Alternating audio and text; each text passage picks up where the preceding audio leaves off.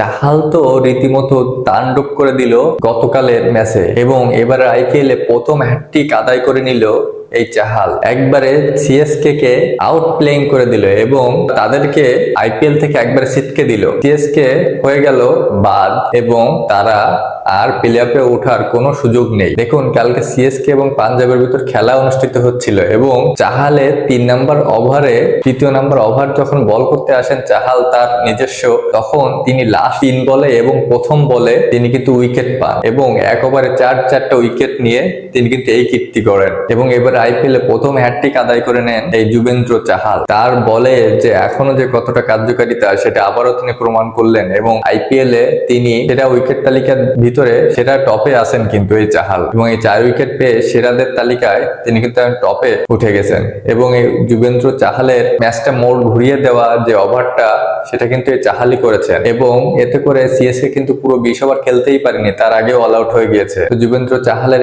এই 4 উইকেট এক ওভারে এবং হ্যাটট্রিকটা আপনার কেমন লাগলো অবশ্যই জানাবেন কমেন্টে, এবং লাইক করেন, ফলো, সাবস্ক্রাইব করে পাশে থাকবেন। ধন্যবাদ।